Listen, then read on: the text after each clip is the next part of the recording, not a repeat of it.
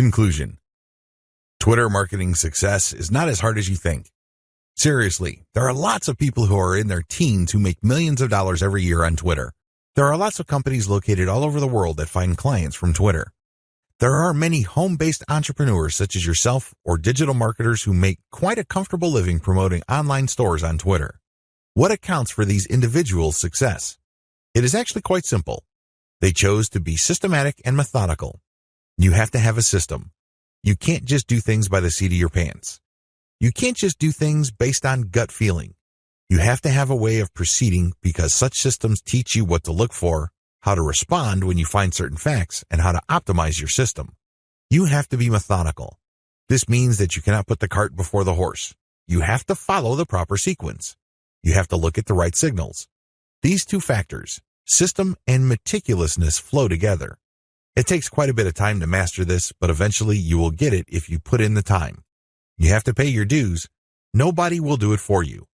I wish you nothing but the greatest Twitter marketing success. Introduction. If you're looking for a fairly automated way to build a brand online, you don't have to look further than Twitter. In fact, for the longest time, a lot of marketers and marketing companies have long considered Twitter as a great place for brand formation.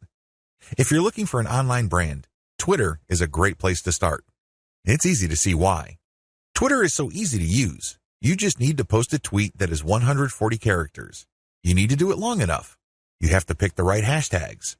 You have to pick the right content, and given enough focus and attention to detail, you will get it right. It's just a matter of time. Of course, this does not mean automatic success, but with everything else being equal, Twitter, compared to other social media platforms, is definitely easier to master. Why? First of all, it is very friendly to automation. That's right, you can automate pretty much everything you do on Twitter. This is why a lot of people use it to make money from the internet on autopilot. They don't have to babysit each tweet. They don't have to sit around to figure out what's going on.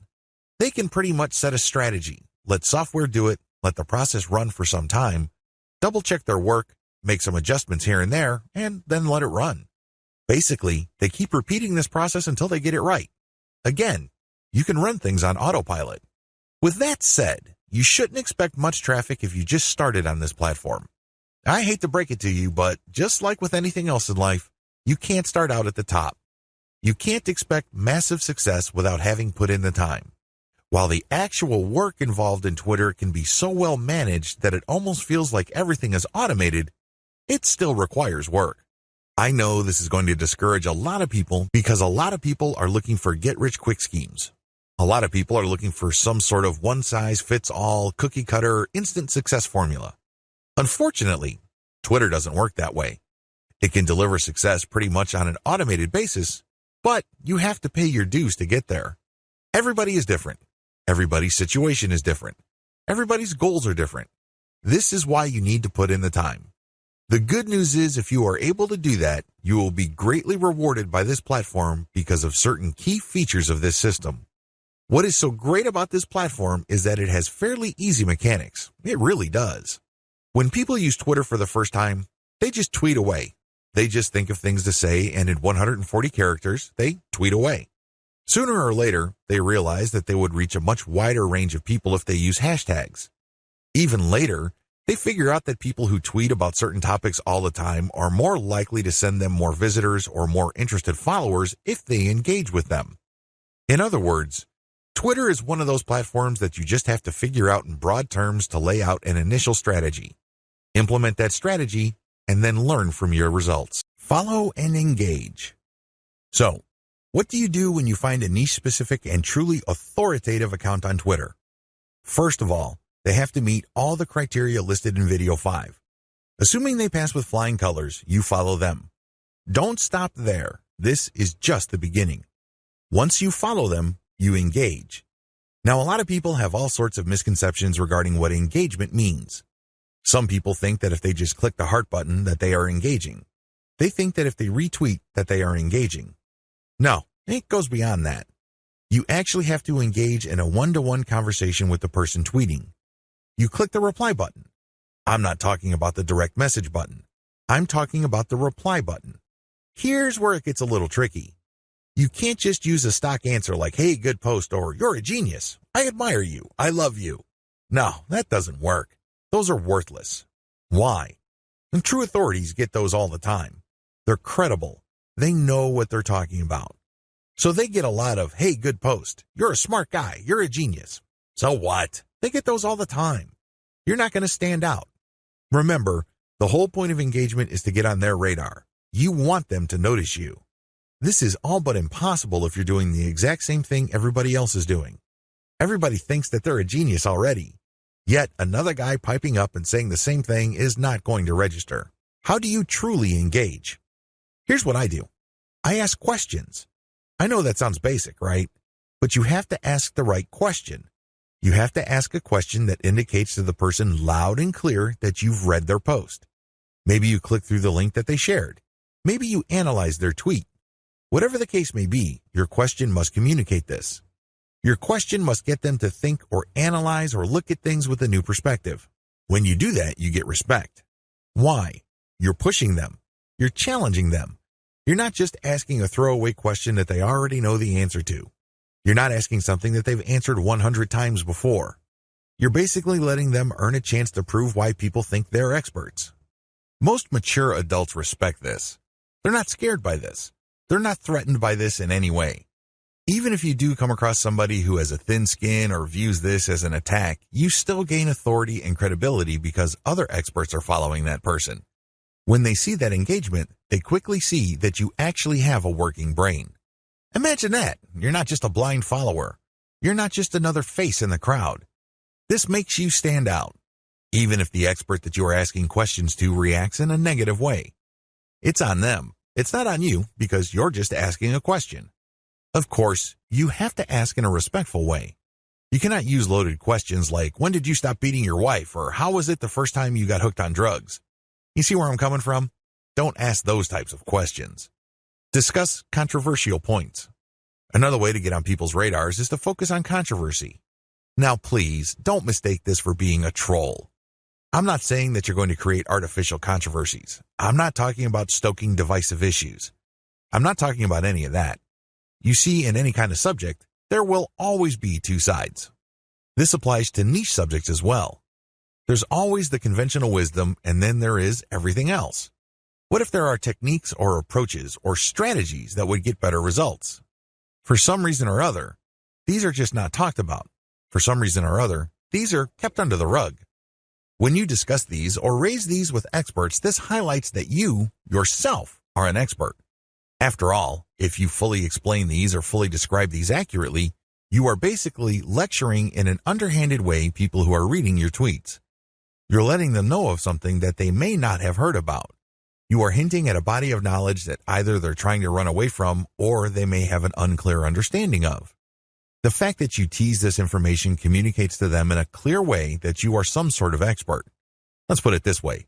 You stand out from the crowd, and you're not just this random person saying, hey, good post, or you're a genius, or what do you think about this topic which has been raised millions of times before. Whatever you do, focus on real engagement. This is the bottom line. Real engagement means real person-to-person contact. This means picking somebody's brain. This means sharing information on a real profound personal level. This may not be always comfortable. It definitely is not always convenient, but it's absolutely necessary. You have to reach out. You have to engage. You have to communicate. You have to get the point across. This doesn't mean that you have to always be 100% in agreement.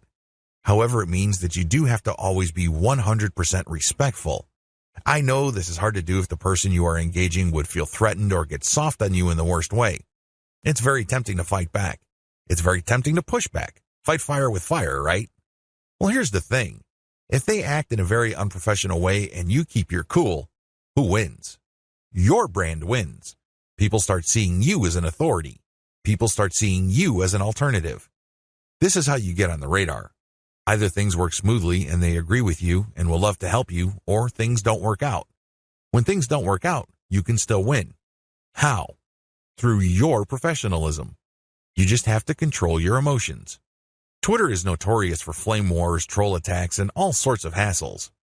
But if you're able to keep your head together and focus on what you're trying to accomplish, things will work out for the best. What happens when you reach high engagement levels? A lot of people who are getting on Twitter measure their success based on three things. One, according to one school, you measure your success based on how much raw traffic you can pull from Twitter. Ultimately, this is the right answer because, at the end of the day, you need traffic to get conversions.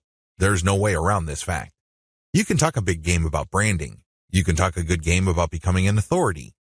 This is all well and good, but until and unless they translate to real traffic, you're not going to make money. You have to get real visitors to make money on the internet. But using this metric as your sole metric is going to be a problem. Why?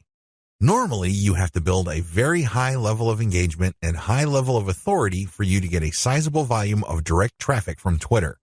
The good news is that the traffic that you do tend to get would be qualified traffic. These are people who are not curiosity seekers. These are people who have nothing else better to do than to click random links. These are usually people who are interested in whatever it is you are saying, and by extension, whatever it is you are promoting.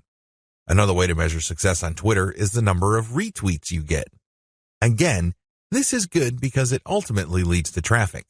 However, in itself, it doesn't really lead to much. The same applies to people clicking the heart button that they like your stuff. They favorite your stuff. That is all good. It definitely is a great boost to the ego. But until it translates to traffic, it's really not worth much. Here's my answer.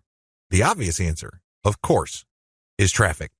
But before we get to traffic focus on engagement level, try to get your engagement levels up. This means people are paying attention. This means people view you as an actual credible and authoritative expert. This means influence. If you have high engagement levels, a lot of things open up for you. These are tremendous opportunities that can take your business to the next level. First, you can pitch influential Twitter accounts for guest posts. If you get a lot of engagement from their accounts and then they're constantly retweeting you and constantly clicking the heart icon, and it means that they become your fans, this is an indication that there is an actual organic community that grew up around your content. This is a good thing, but just by itself, it doesn't really mean much. You have to convert it. You have to transform it into a usable form in one of the most useful forms of this. Usual payouts of this level of influence with influencers are to pitch them for guest posts. Now, of course, this means that they have to have a blog that's credible and has great SEO value in their niche. But assuming that's true, pitch them for guest posts. Don't be shy. It doesn't hurt to ask if they say no the first time. Continue to engage with them. Be a buddy. Challenge them. Test them. Earn their respect some more, and then pitch them again. Keep pitching until you get that guest post.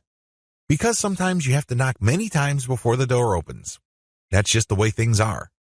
Keep pitching because for every single guest post you get, you may get a nice boost in Google search results. You probably don't need me to explain to you why that's a good thing. Ask for interviews. There are many influential people on Twitter that are either top dogs in organizations in your niche or they know people. Either way, when you get interviewed for a variety of reasons, you have arrived in your niche. Let's put it this way. They're not going to interview worthless people. They're not going to interview people who have no credibility. Why? Well, they respect their own credibility. They want to protect whatever status they have. One of the worst ways to do that is to interview people with no credibility. They want to build up. So, the fact that they're interviewing you signals to whoever respects them that you are worthy of respect. It signals to people that you are credible, that you are worth following. It tells people in so many ways what you have to say counts for something. This is a big deal. How come? You can leverage this interview that you've got as proof of your expert status. You can then contact influential publications in your niche to get backlinks. You can contact the networking groups, symposiums, and conventions to get speaking opportunities. You can always point to the fact that you got interviewed by these highly credible places. Another advantage you can get when you put in the time to manually engage with truly influential people involves blogging roundtables. Blogging roundtables are basically group interviews. The person holding the roundtable would come up with a general topic. For example, they're talking about general SEO trends in 2018, and then hit up a large number of people for their interviews, knowing full well only a small fraction would respond. If you get invited to turn in your feedback, you get a nice link. Imagine if the blogger roundtable was being held on the premier website in your niche. Again, It doesn't take a genius to figure out the dynamite SEO potential of this opportunity. Build a high-influence retweet circle. This final benefit escapes a lot of marketers. In fact, even Twitter marketers may be completely blind to this. This is one of the biggest benefits of manual engagement with influential people on Twitter can ever deliver. When you get these people to think that you are credible and that you are an expert in your own right. Eventually, you can count on some of them to automatically retweet your stuff. This is a big deal. Well, when you share your own content, or better yet, when you share your squeeze page direct link, you want truly interested people to click through. You want people who understand what your content is about to click through and possibly convert. In other words, you want highly qualified traffic. If your brand becomes so trusted and so credible in your niche among other Twitter users, you cultivate such a following. You only need to produce content and automatically you know they would retweet you. You can almost bet that a certain percentage of your followers would retweet. This can then lead to your content being seen by more of their followers, which can lead to highly qualified direct traffic. Don't neglect this benefit. Unfortunately, a lot of people do because this benefit grows very slowly. It also starts at a very low level. But of all the benefits, this is probably the most potent. Unfortunately, it also takes the most time, effort, and attention to detail. However, if you properly cultivate this, the direct traffic benefits and conversions you would get from being a part of a retweet circle will outweigh and will pay for all your costs. You can take this to the bank. Always optimize your content. It's really important to make sure that you identify your best performing content. This is not easy to do with Twitter. You basically have to pay attention to your website statistics and figure out which content update gets the most love from your followers. Once you have identified your best performing content, don't stop there. Don't just think that you're just going to have to come up with the exact same content. That's not going to cut it. Also, don't think that you only need to give your system a few days for you to identify your winning content. Here's the system that I use. Regardless of whether you are completely automating your system or you're manually doing engagements, you need to do the following as far as content optimization goes on Twitter. Step 1. Start with randomly selected content. Now, please understand that this content must be top content. Look at the reverse engineering section that I mentioned earlier in this training. You should know how to spot objectively good content. Once you're able to do that, create a massive list of all that type of content and then randomly select this content and publish it on your Twitter feed. Again, you can use Hootsuite or Social Oomph or some other content scheduling software. Let this piece of content run until a few weeks pass. Step 2. Review your results. If you give the system enough time to tweet and keep republishing stuff that you have tweeted before, certain patterns should emerge. With enough time, you will get rid of false positives. These are content types or themes that you think are winners. It turns out that they're statistical flukes. Their success, statistically speaking, is just coincidental. With a few weeks, however, of running time, you should get a clear understanding of which of your content are real winners. Step 3. Focus on what works. At this stage, you should have a clear understanding of what truly works. These tweets are no joke. If you tweet this type of content, you can rest assured you will get quite a bit of engagement and click-through from your Twitter feed. You need to create more of this type of content. If you don't have the time or resources to do that, you should find other third-party content that is just like your winning content. Focus on what works. Scale it up. Pair it with your squeeze page tweets. Pair it with your content that leads to ads or other conversion devices on your website. Whatever the case may be, you need to focus on what works and scale up once you've identified reliably productive content. Again, this takes time. This is not something that you identify overnight.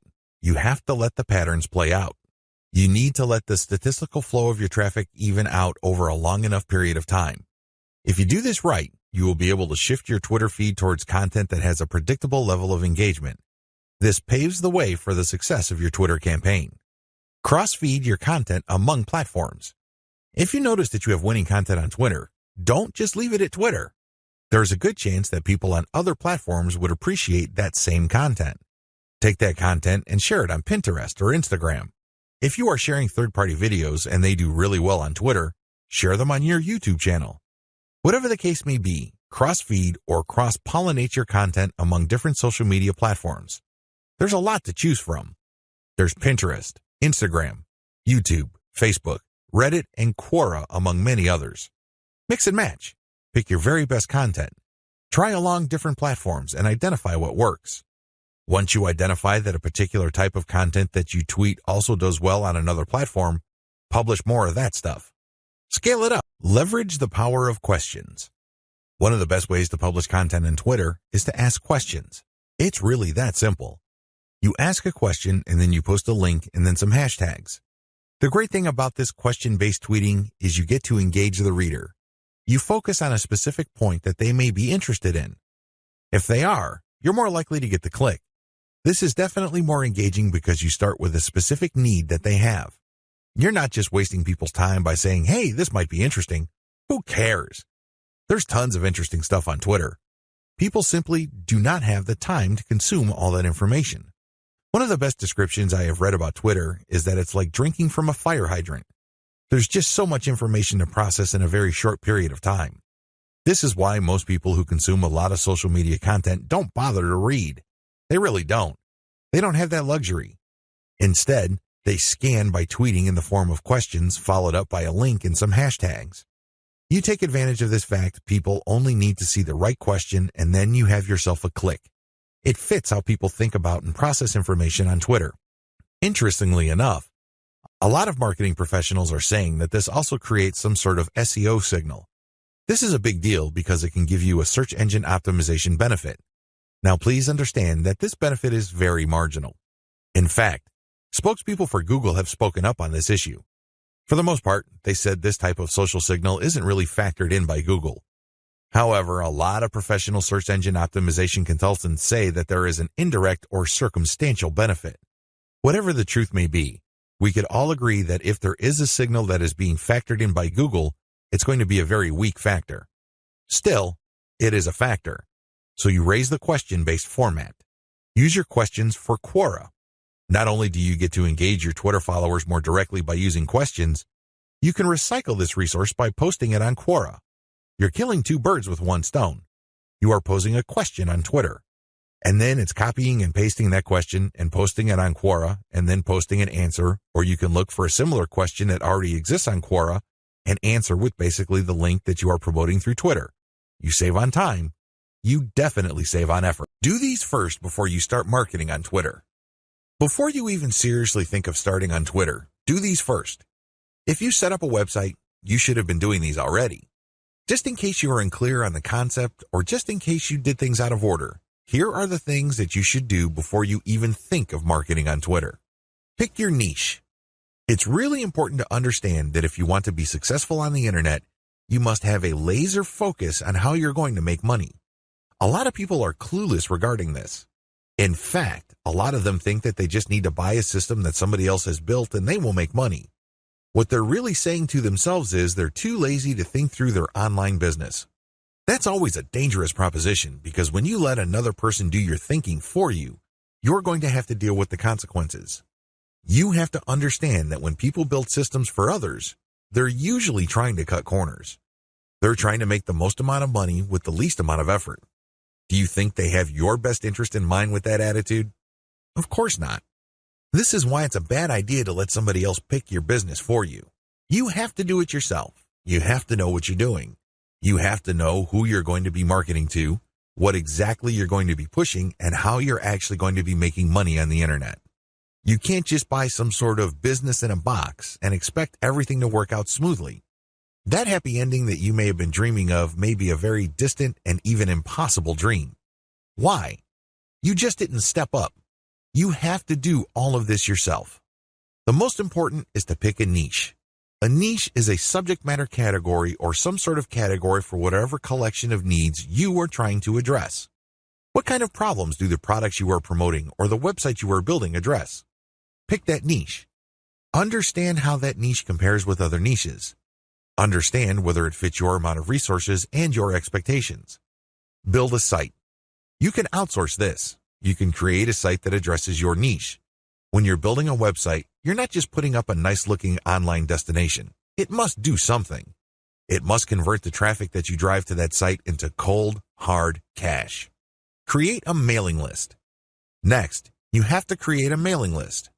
This is crucial. Your mailing list is actually the payload of your website.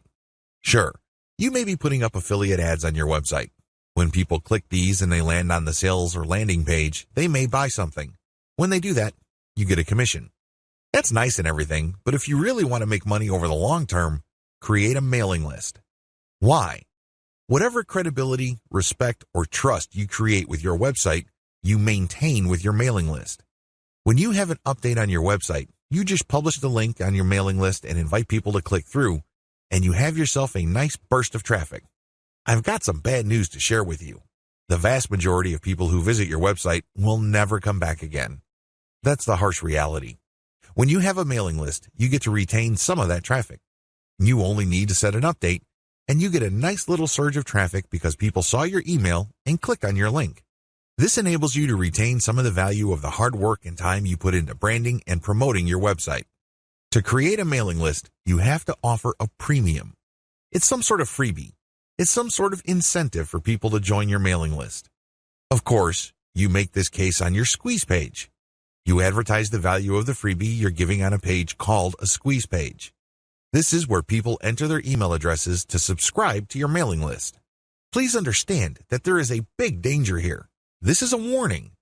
Don't go overboard in promoting the freebie because if you do that, people will sign up for the free booklet, the free course, or the free book. They couldn't care less about the updates your mailing list will send them. In fact, if you push the freebie too hard, they might even think that the updates you send are some form of spam because you caught them by surprise. Do you see how this works? There has to be a healthy balance between getting people pumped up to join your mailing list because they're getting something for doing it, but also letting them know that they are getting a better value by being on your list just because you will be sending them information that would enable them to solve all sorts of problems in their lives that are related to your niche. Do you see how this works? Do you see the balance? Create an ebook or report or some sort of high-value giveaway. When you create a mailing list, there has to be some sort of incentive for people to sign up to your list. I wish it were as easy as saying that your website is so awesome that your visitors owe it to themselves to sign up to your list. I'm telling you that if this is your strategy, you're probably going to get very few list members. Why? People need a push. They may be impressed by your website, they may like what you're doing, but this may not be enough to get them off the fence. To many people, entering an email address into a field is a lot of effort. You have to give them some sort of valuable incentive for them to sign up for your list. Generally, I would use some of my popular blog posts, or I would come up with a distilled version or a cheat sheet version. Usually this works. Other times, I would use some sort of massive compilation of resources that are an answer to people's problems. Whatever the case may be, the value of the incentive must be obvious. They don't have to be Sherlock Holmes to figure out the value of what you're giving away. Again, to reiterate, the value must not be so big and steal so much of the spotlight that people forget that they're signing up for a mailing list. It must share equal billing with the list. You have to promote the freebie in such a way that it is still clear to the person registering to your mailing list that they are signing up for a mailing list. Find top-notch content in your niche.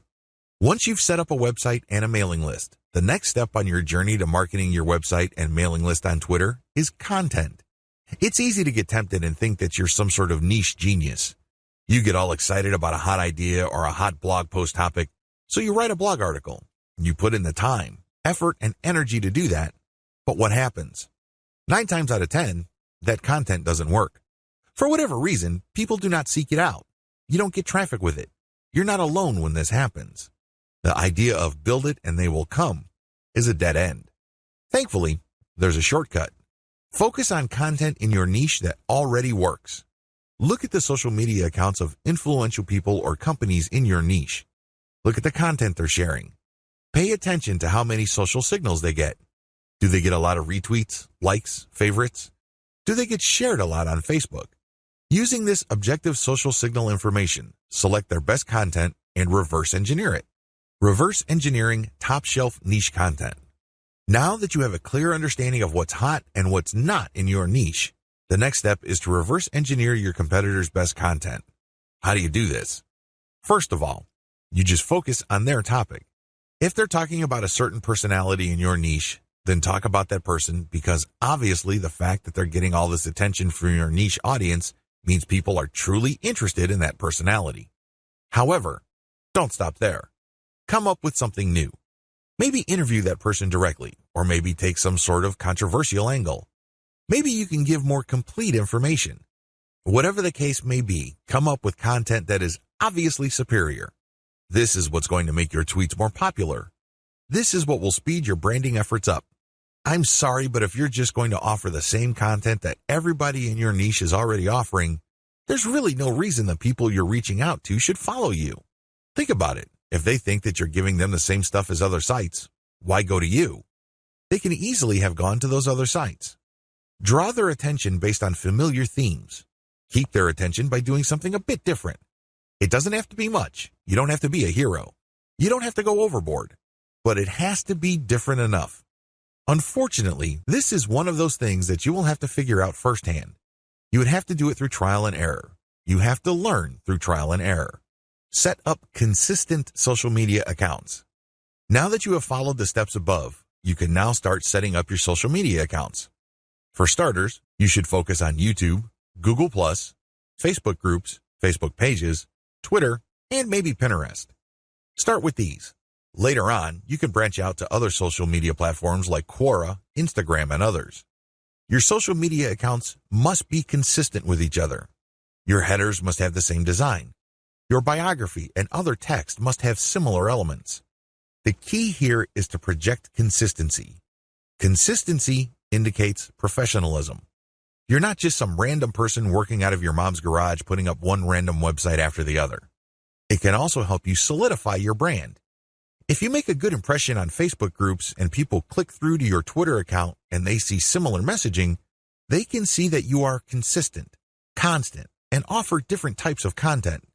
This would help them become more comfortable with your brand. This would help them view your brand as more credible. Commit to specialized content on your social media account.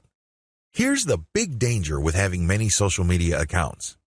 It's very easy to see that a lot of companies put up a presence on many different platforms. That's great and everything because you have many ways of getting new traffic. The problem is they post the same content across the board. This is a problem. When people approach your brand on Twitter, they're looking for content that is slightly different from the content they would expect on Facebook groups, your Facebook fan page, and definitely your YouTube channel. You have to be aware of these different expectations and give them what they're looking for. Oftentimes, this is as simple as the form of content you offer. Obviously, when you're on YouTube, it would suck if you just offer blank videos of somebody reading your articles. That's not going to work. At least bother to use slideshows with the article. Preferably, you should have some sort of video spokesperson who speaks directly to the people during the video. Each platform's content must maximize the format requirements of that specific platform.